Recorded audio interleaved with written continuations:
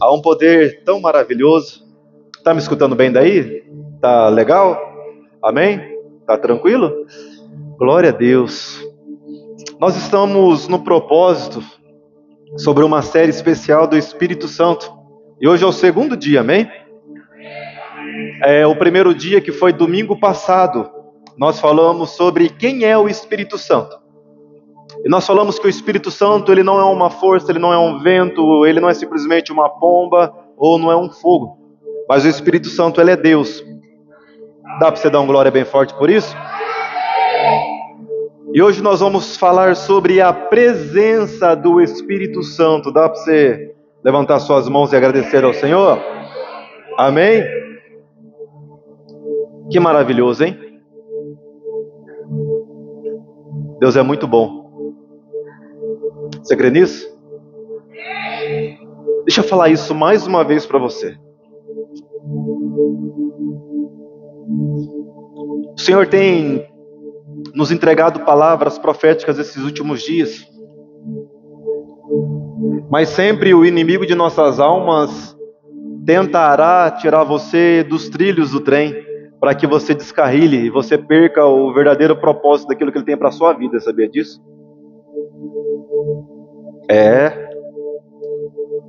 Não é natural o Filho de Deus ficar com preocupações a todo momento. Isso não é normal. É normal para o mundo. Nós ministramos aqui esse domingo, eu não quis nem gravar, porque foi uma palavra um pouco pesada, sobre a renovação de mente. Se você tem sensação de falta, se você sente que está devendo alguma coisa para Deus ou para alguém, ou se talvez você anda com preocupação em excesso, é um grande sinal que a sua mente ela precisa ser renovada, precisa ser transformada. E hoje talvez será a continuação dessa ministração. Uma das formas de renovar a nossa mente é tendo a comunhão com o Espírito Santo, amém? Mas do contrário, pode ser que você algumas vezes já tenha orado assim: Senhor, renove a minha mente. Deixa eu falar uma coisa para você, não é você que vai renovar, não é Deus que vai renovar. Sabia disso? Mas como assim? Como assim não é Deus que vai renovar a mente? Não, a Bíblia fala: renove a mente de vocês, é uma função sua renovar a mente. Deu para você entender isso? Vitão, por gentileza, procura um fundo musical aí para nós e solta bem baixinho. Tô sentindo falta de uma perseguição, sabe? O crente tem que ser acostumado a ser perseguido. Olha que revelação. E sabe,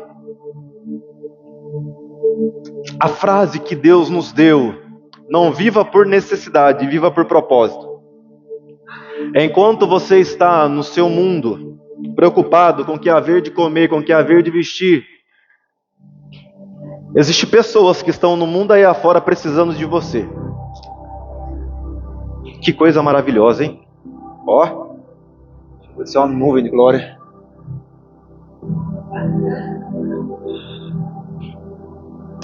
Pode abaixar só um pouquinho aqui para meu retorno, que os irmãos começaram a chorar ali e não vão mais prestar atenção na palavra. A solução para o mundo está dentro de você. Você carrega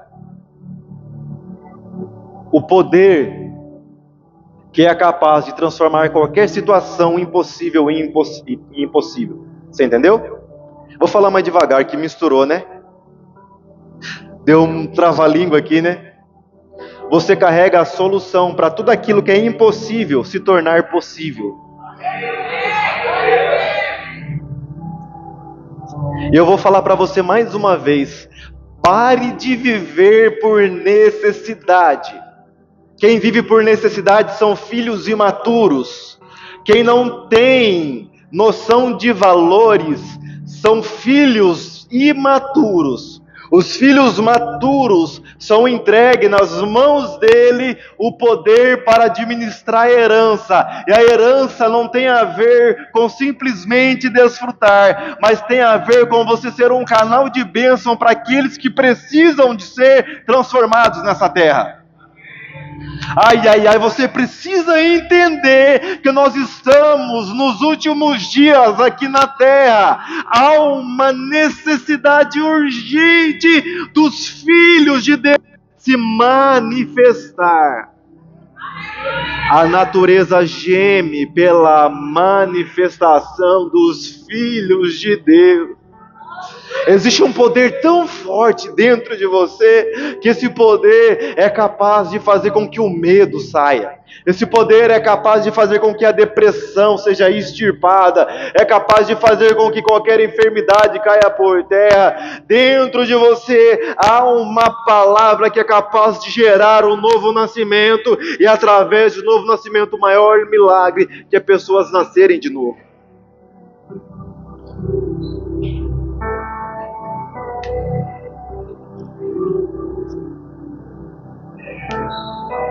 O Espírito Santo está falando para pessoas aqui. Lembra, eu gosto muito de usar a tipologia do deserto de Moisés. 400 mil homens, fora mulheres e crianças. Mais de milhões de pessoas que Deus havia liberto. E eles falavam assim, eles murmuravam: Deus tirou a gente lá do Egito, que a gente estava comendo cebola, para morrer aqui. Porque eles estavam pensando ainda por necessidade. Deus está falando com você nessa noite. Pare de viver por necessidade. Pare de murmurar. Você não está percebendo que todos os dias está caindo um maná do céu que é muito melhor que a cebola? Você não está percebendo que os sapatos eles não estão acabando? Você não está percebendo que há uma nuvem durante o dia para poupar você do sol? Que à noite é uma coluna de fogo para te aquecer e te direcionar? Deus está falando para você: não torne o trajeto de 40 dias, 40 anos, pela sua mentalidade. Isso tem a ver com o Espírito Santo, viu? Não pense você que eu saí do tema, que eu não saí.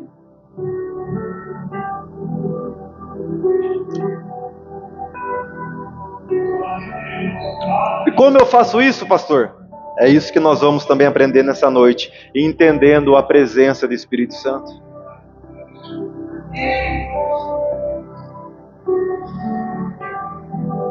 Vocês carregam a solução para o mundo.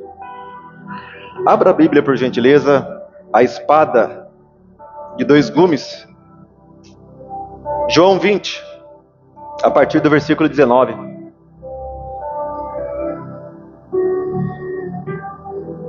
Receba a unção de Deus aí na sua vida, em nome de Jesus. Amém? Cante mais um pouquinho aí. Tu és santo. Puxa aí, Karina, pra gente. Levante a sua voz. Tu és santo. Declare com toda a sua força. Te amamos, Espírito Santo. Você pode fazer melhor. Nós te amamos, Senhor Jesus. Tu és santo.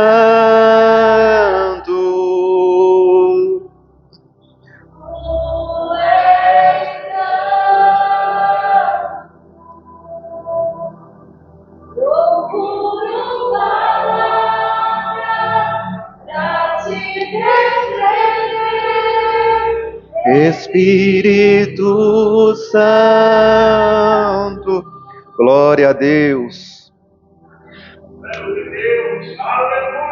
Versículo 19 diz assim: ao cair da tarde, naquele primeiro dia da semana, estando os discípulos reunidos às portas trancadas, por medo dos judeus, Jesus entrou, pôs-se no meio deles e disse: paz seja com vocês. Tendo dito isso, mostrou-lhe as mãos e o seu lado. Os discípulos se alegraram quando viram o Senhor. Novamente Jesus disse: paz seja com vocês, assim como o Pai me enviou. Dá para você dar uma glória? Eu os envio. E soprou sobre eles o Espírito e disse: recebam o Espírito Santo. Se perdoarem os pecados de alguém, estarão perdoados. Se não os perdoarem, não estarão perdoados. Amém? Semana passada nós falamos um pouco sobre a identidade do Espírito Santo e nós começamos a falar também um pouco sobre essa palavra. E uma das coisas sobre a identidade do Espírito Santo que nós aprendemos aqui, que o Espírito Santo é o nosso paracleto divino. Paracleto significa ajudador. Não tem a ver com a pessoa simplesmente te consolar em momentos de dias difíceis, mas é aquele que veio continuar a obra de Cristo Jesus. Amém? Você aprendeu, teologicamente falando, que o Espírito Santo, ele é a terceira pessoa da Trindade. Você concorda comigo? Bem? Mas quando nós pensamos sobre o Espírito Santo, na terceira pessoa da Trindade, a mente humana acaba que algumas vezes diminui a obra do Espírito Santo. Sabe por quê? Porque quando nós pensamos em terceira pessoa, você já coloca primeiro e segundo, e você pensa em um pódio. Se eu perguntar para você quem ganhou a última Copa do Mundo, você vai poder me responder? Quem aqui sabe quem ganhou a última Copa do Mundo? Valendo! Nossa! Quem? Não sabe? Ninguém sabe quem ganhou a última Copa? Parabéns! Você acabou de ganhar um joia. Acertou. A Argentina. Por que que a nossa profeta Bia Canela de Fogo acertou? Porque todo mundo lembra do primeiro lugar. Ou quase, né? Que tem uns que estão um pouquinho desatualizados, né? Vocês são muito crentes, vocês não assistem futebol, vocês ficam orando, né? Nossa, olha! Ui, glória! Pastor, no dia da Copa do Mundo eu estava em consagração, né, Tiagão? Acho que eu não vi você com a camisetinha verde e amarela lá, com a bandeirinha só aqui. Ó, veio a revelação. Gente, brincadeiras à parte, mas se eu perguntar então quem ficou em segundo lugar, ninguém vai lembrar. Para de fazer pergunta difícil. Sabe por quê?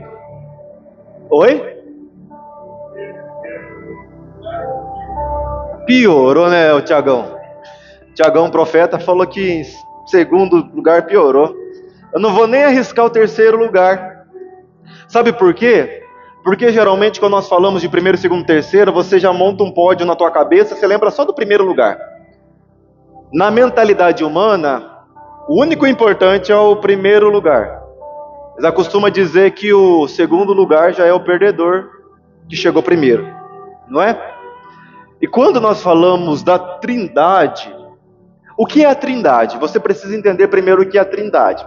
A Trindade, deixa eu falar uma coisa para vocês. Nós somos unicistas. O que é unicistas? Cremos em um só Deus. Então, a posição de Deus é um só. Deus, ele é um só. Amém? Eu vou repetir para você não sair falando por aí que o pastor pregou heresia. Deus, ele é um só, que se divide em três pessoas.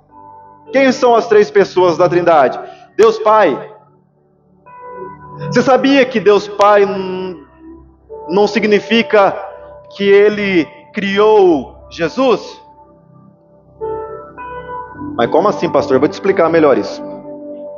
Quando falamos Deus Pai, nós estamos se referindo a Jesus que veio em forma humana. Mas o Cristo, ele nunca foi criado. Sabia disso? Lá no céu, ou aqui na terra, nós precisamos entender que não existe primeiro, segundo ou terceiro lugar. Eles são coiguais, amém? A Bíblia em Isaías, capítulo 9, versículo 6, fala o quê? O menino sim vos deu, e o governo foi colocado sobre seu nome, seus ombros. E o seu nome é maravilhoso, conselheiro, Deus forte, Pai da eternidade. Estava se referindo a Jesus, o Cristo. Amém? Quando falamos de Jesus, nós estamos falando do corpo mortal. Quando falamos de Cristo, nós estamos falando de Deus. Deu para você entender a diferença? Então, lá nos céus, antes de Jesus vir, eles eram coiguais. Aí o que acontece? Jesus, ele vem e é gerado através do Espírito Santo no ventre de Maria. Deu para você entender isso? Quando a Bíblia fala de Deus Pai, está se referindo a esta geração. Lembra que eu expliquei semana passada a diferença de unigênito e de primogênito? Ou seja, foram os primeiros gerados do Espírito. Por quê? Porque a humanidade ela precisava ser gerada de novo. Mas quando nós falamos de posição, de hierarquia, de vitória, os três são coiguais. Dá para você dar uma glória por isso? Nós vemos um grande exemplo da Trindade em Mateus capítulo 3, no batismo de Jesus. Você lembra que ele chega para ser batizado por o profeta João Batista? Quando ele chega lá, João Batista olha e fala: mas Senhor, eu não sou digno nem de desatar as suas sandálias, quanto mais em te batizar. Jesus fala: é necessário que isso aconteça. Aí ele cumpriu a função dele. João Batista... Você sabia que João Batista chama João Batista porque o Batista vem de batismo? Ah, você sabia, você é estudioso. Quando ele mergulha, levanta Jesus. A Bíblia diz assim, imagina essa cena comigo, que maravilhoso que era. Vamos lá, minhas amiguinhas. Que coisa maravilhosa. A Bíblia diz assim que os céus mudam. E que naquele momento desce uma pomba. E o formato daquela pomba era o Espírito Santo que vem sobre os ombros de Jesus. E Deus brada em alta voz: este é meu filho, a ele ouvi. Ali estava totalmente a Trindade reunida, amém? Uma das partes também que nós vemos a Trindade é exatamente na bênção apostólica. Segundo aos Coríntios, capítulo 13, versículo 13, em algumas traduções, o 14, amém? Deixa eu também falar uma coisa para você, aprendendo com você. Você sabia que a Bíblia original ela não tinha capítulos, números de páginas nem versículos? Por isso, em algumas traduções, alguns versículos mudam, sabia disso? E esse é um dos casos. Voltando aqui para a palavra. E lá diz assim, você está acostumado de falar isso, né? Que o amor de Deus, a graça de Jesus e a comunhão com o Espírito Santo esteja com todos vocês. Amém? Aqui, na verdade, o nosso amigo querido apóstolo Paulo está passando a receita do bolo de uma forma resumida. Ele quis resumir aqui, na verdade, a palavra de Deus inteira. O que significa isso? O amor de Deus, a Bíblia diz que o amor de Deus, ele lança fora todo medo. A Bíblia diz assim, que existe a fé, a esperança e o amor, mas o amor é o maior de todas elas. A Bíblia diz assim, que por amor a nós, Deus enviou seu Filho Jesus. Amém? O amor fez com que Deus não desistisse de você. Você foi criado pelo amor. Você é fruto do amor de Deus. Amém? Amor, eu sempre digo, isso aqui não tem a ver com sentimentos. Amor tem a ver com cuidado. Amor tem a ver com Jesus te completar. Amém? Para de resistir, por favor, o amor de Deus. E se lance nesse amor. Pare de tentar romantizar o Evangelho como você assiste uma novela. Pare de basear os seus relacionamentos humanos com o relacionamento com Deus. Tem pessoas que não conseguem desenvolver, tem pessoas que não conseguem crescer espiritualmente porque elas tentam basear relacionamentos humanos com o relacionamento com Deus. Jesus quer te limpar totalmente essa noite, amém? Aí veio a graça de Jesus. A graça é exatamente o amor, a criação, a graça, a manifestação e a comunhão, a consumação. Deu para você entender isso? Eu vou repetir para você. Amor, criação, graça, manifestação, comunhão, consumação. Guarde isso no teu coração. Assim você vai entender completamente o Evangelho de Cristo. A graça, a palavra original é charis, que significa presente. Você não merecia salvação. Você não merecia ser salvo. A Bíblia diz assim que Deus olhou para os homens, toda a humanidade, e não viu um justo sequer. O que é a manifestação do amor de Deus? Exatamente a graça, que é colocar o plano da salvação em prática. Jesus, ele se fez cordeiro para morrer na cruz, para ser um sacrifício perfeito, para que hoje você fosse salvo, para que você nascesse de novo. Nós falamos um pouco sobre isso semana passada. Agora, a partir daqui, nós começamos a ministrar a palavra de hoje. Aí vem a comunhão. Dá para você dar uma glória? Uau! A comunhão é exatamente a substituição do ministério de Jesus. Mas, pastor, de uma forma resumida, o que é o ministério do Espírito Santo? Exatamente continuar o ministério de Jesus. Deus olhou e falou assim: olhe para Jesus, e vocês me conhecerão. A Bíblia diz assim: quem conhece os pensamentos do Senhor, os pensamentos mais profundos do Senhor? O Espírito. A bondade de Deus, os planos de Deus, os projetos de Deus, as características de Deus foi manifesta em Jesus. E agora transferidas a nós através do Espírito Santo. Você está entendendo isso? O nome disso é comunhão. E quando nós olhamos para o Espírito, ele continuou o ministério de Jesus. Qual era o ministério de Jesus? Nos salvar. Jesus apontou para Deus. Vamos lá. Jesus apontou para Deus. Amém? E é para o Espírito Santo. Deus começa prometendo o Messias. Deus envia o Messias. O Messias vem, o Messias promete o Espírito Santo. O Espírito Santo vem. Agora o Espírito Santo é o selo da promessa, amém? Nós confundimos o selo da promessa com o batismo com o Espírito Santo. Nós vamos falar também sobre o batismo com o Espírito Santo nesse mês. Mas na verdade, o selo da promessa não é o batismo com o Espírito Santo, sabia disso?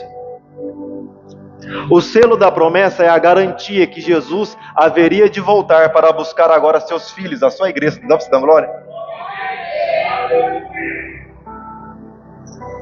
E o que é o selo da promessa?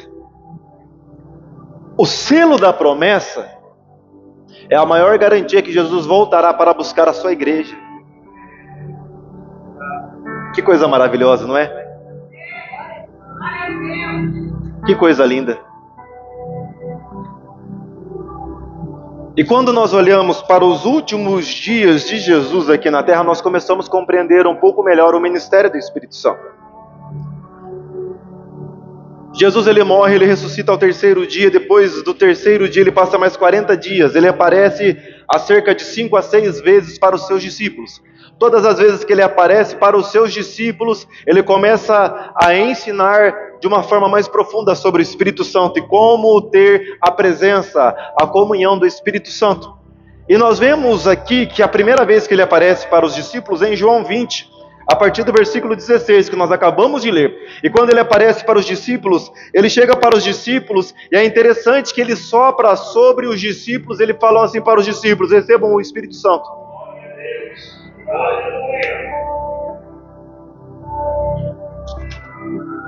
Os discípulos só poderiam nascer de novo, e agora cumprir a promessa, que nós seríamos moradas do Espírito Santo, depois da consumação. E a consumação aconteceu exatamente na cruz do Calvário, e quando Jesus ressuscita. Quando ele ressuscita, ali começa a era do Espírito Santo, amém? E quando ele sopra sobre os discípulos e fala para os discípulos para receber o Espírito Santo, ali acontece o novo nascimento. Ali começam os filhos primogênitos. Ali morre a natureza adâmica, a natureza pecaminosa, e levantam-se pessoas agora que foram geradas pelo Espírito. Instantaneamente, aquele dia que você levantou suas mãos e aceitou a Cristo como seu único e suficiente Salvador, você nasceu de novo. Dá para você dar uma glória? Ali você foi selado pela promessa. Ali você foi batizado no amor. E a partir daquele momento, o Espírito Santo se tornou morada sua. Uau! Sempre que eu falo isso eu me emociono, sabe por quê? Ele não precisava morar dentro de você.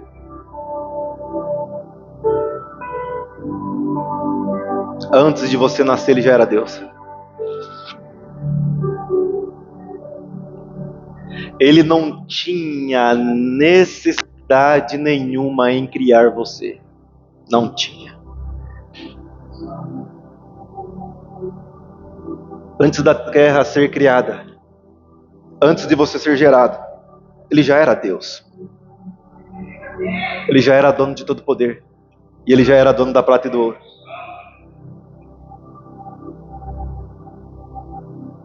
Tem um louvor que nós canta que fala assim, que a sua humildade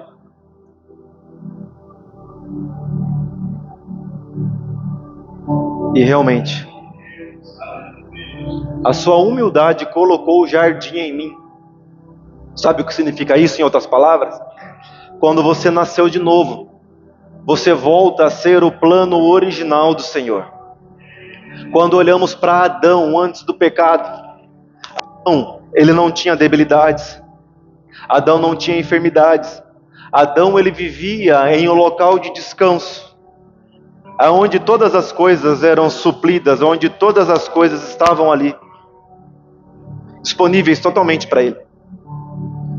E quando nós cantamos a sua humildade colocou o jardim em mim, significa que o novo nascimento te colocou a posição original que Jesus tinha. Quando na cruz do Calvário está escrito que o véu do templo se rasgou de alto a baixo, significa que ali foi rompido o selo com que fazia com que o Espírito Santo habitasse só em paredes construídas por mãos humanas, mas significa que agora ele tem livre acesso, você tem livre acesso para se relacionar com ele. Hebreus diz assim, chegai com confiança no trono da graça do Senhor. Sabe o que significa isso? Que agora não é como a velha aliança que você precisava ir em Jerusalém, procurar um sacerdote, levar um animal, para que o sacerdote examinasse o animal, matasse o animal, para que você entregasse uma adoração a Deus. Agora, o tabernáculo é você.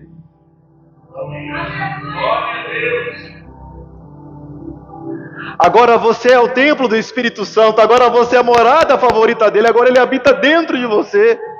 Sabe o que significa isso? Eu falei isso semana passada. Deus ele não vai descer como descia no Jardim do Éden para se relacionar com Adão 6 horas da tarde, uma vez no dia, não. Agora ele acorda com você, agora ele vai trabalhar com você, agora ele dorme com você. Nos momentos mais difíceis ele está com você. Sabe por quê? Porque o propósito do Evangelho é Cristo, através do Espírito Santo, devolver aquilo que foi estabelecido quando você foi criado. E sabe o que é?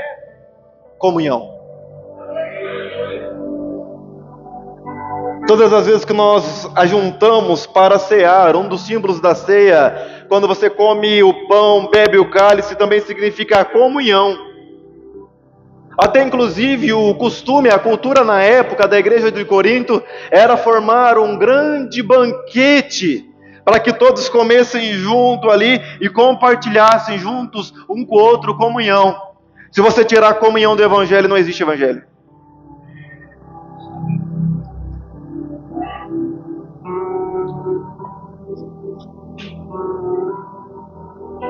Eu dei toda essa volta.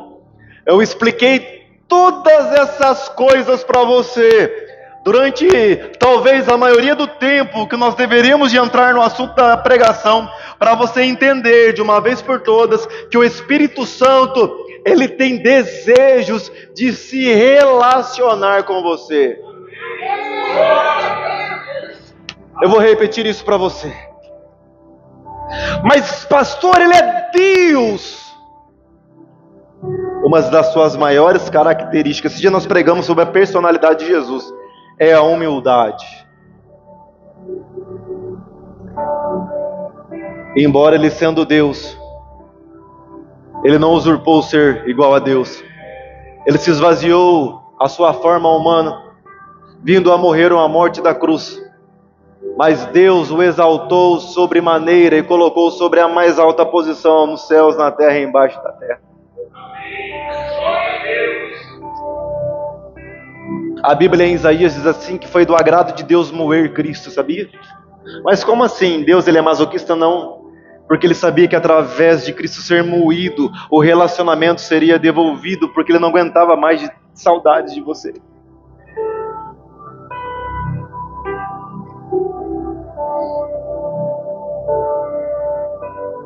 Sabe qual é o principal ministério do Espírito Santo? Glorificar o nome de Cristo. Repita comigo isso: o maior ministério do Espírito Santo é glorificar a Cristo. E isso acontece, não precisa mais repetir, aqui tá bom. E isso acontece de duas formas. A primeira forma é através do relacionamento. E a segunda forma é através do poder. Amém? De uma forma mais prática, para que você aprenda melhor. A forma de o Espírito Santo glorificar a Cristo é em nós. Dá para você dar uma glória bem forte?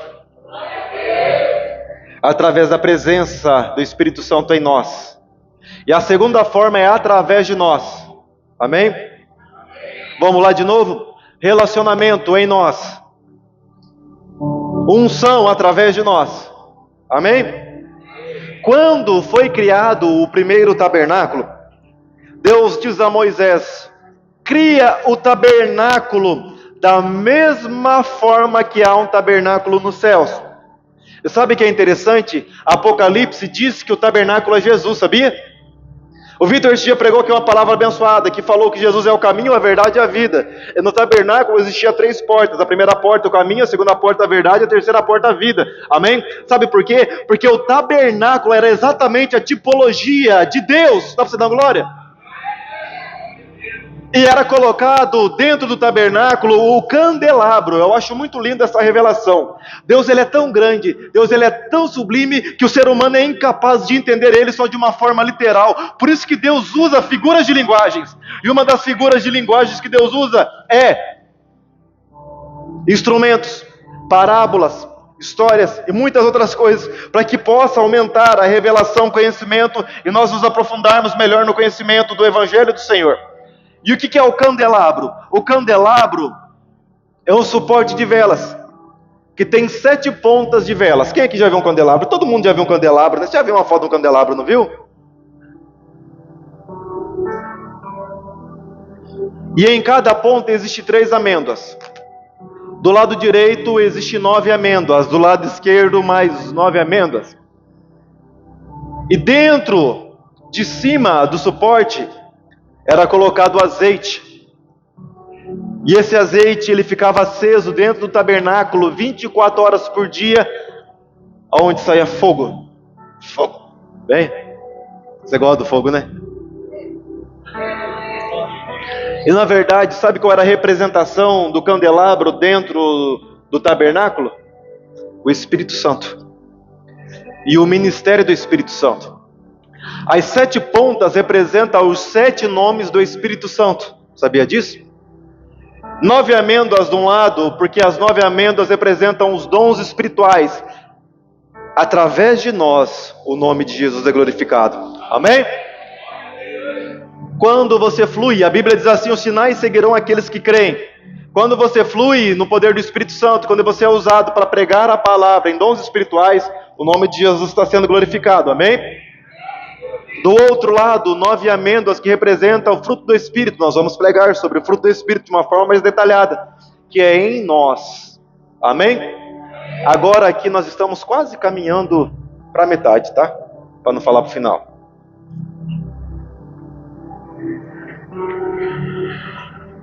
Existe um pensamento equivocado sobre a presença do Espírito Santo. E aqui eu quero antes desconstruir algumas coisas para nós chegarmos no objetivo final. A primeira coisa que você precisa entender que a presença do Espírito Santo você não sente, sabia? Vou dar um tempo para você respirar, para você absorver isso. Mas talvez você pense assim, mas pastor, e aquele dia que eu senti um arrepio? Aquele dia que eu senti como se alguém me abraçasse? Aquilo ali é a manifestação do poder do Espírito Santo.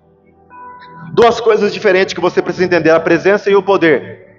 A presença, ela está com você 24 horas por dia. Agora o poder é a presença manifestada que faz com que você flui. Quando Deus manifesta a presença dele, que vem o poder, aí que você sente a presença dele. Mas sabe de uma coisa? A presença não é porque você não sente que não está com você. Amém? E o que é a função da presença? A função da presença é te direcionar. Lembra que eu falei aqui sobre o povo no Egito, que havia uma coluna de nuvem de dia e à noite a coluna de fogo? Ali é exatamente a representação do Espírito Santo. A função da presença é de te trazer o refrigério e de te direcionar. A principal função da presença é de te transformar. Amém? A Bíblia diz assim: eis que eu estarei com vocês todos os dias até a consumação do século. O relacionamento, a companhia da presença diária do Espírito Santo faz com que você seja transformado à imagem e semelhança de Jesus.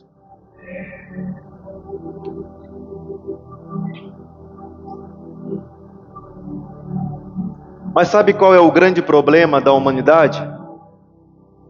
E eu estou falando agora não das pessoas que não receberam, porque a Bíblia diz assim, que Ele é o Espírito da verdade que o mundo não pode receber. Você precisa nascer de novo para receber o Espírito Santo.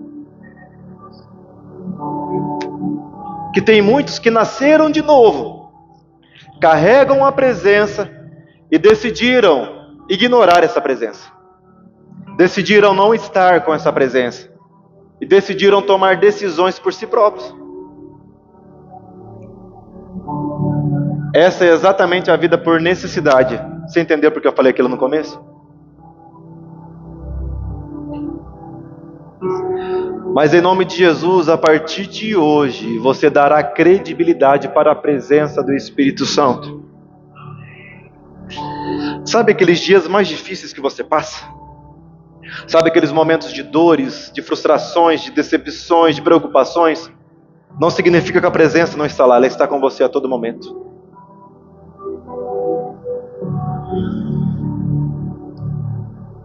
A grande diferença de nós sermos transformados é você começar a dar credibilidade para a presença.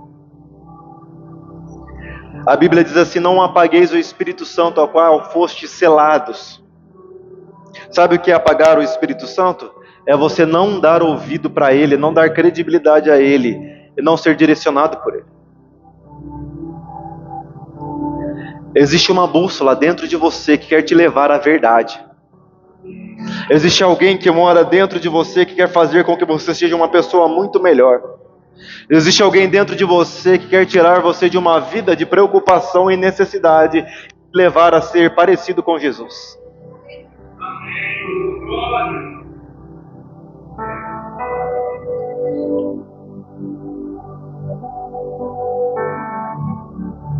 Sabe? Você precisa ser cheio do Espírito Santo.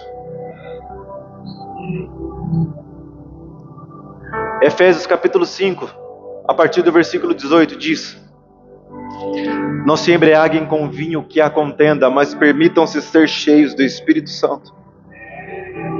Para nós encerrarmos, 3 coisas que você precisa entender para ser cheio da presença do Espírito Santo. Número 1, você precisa desejar isso. Eu vou fazer uma pergunta para você que parece que é boba, mas não é. Você está preparado? Você está preparado mesmo? Você deseja o Espírito Santo? Amém? Eu desejo mais do Espírito Santo. Sabe qual é o segundo passo para nós sairmos daqui totalmente cheios do Espírito Santo? Não existe nível que você esteja de unção que esse poder não possa aumentar ainda mais. Sabia disso?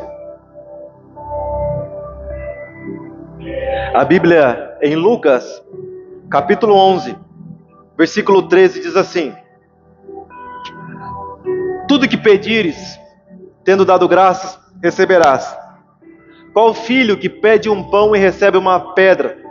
Quanto mais, prestem atenção nisso, o Espírito Santo, Deus dará a vocês o Espírito Santo. Sabe o que você precisa fazer nessa noite? Pedir.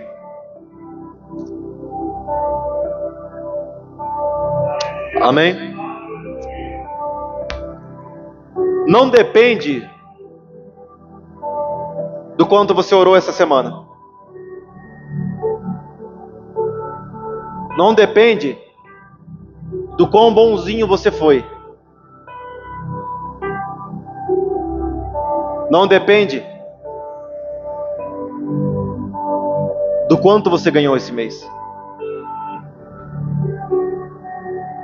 Depende de você pedir. E o 3, para nós encerrarmos, você ter fé para receber. E essas 3 condições estão ligadas em uma só. Pastor, o que é fé? É uma atitude. Eu sempre falo aqui que fé é uma ação, é você que eu responder.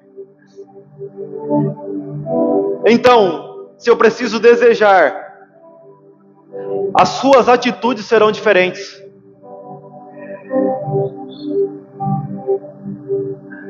Eu preciso pedir. A intensidade determinará se você quer ou não. E eu preciso ter fé.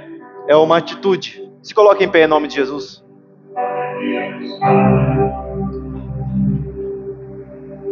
O Espírito Santo que leva pessoas aqui ao centro da vontade de Deus. Amém? O Espírito Santo quer colocar pessoas aqui hoje no centro da vontade de Deus. Você crê nisso? Eu quero que nesse momento, por favor, você feche seus olhos.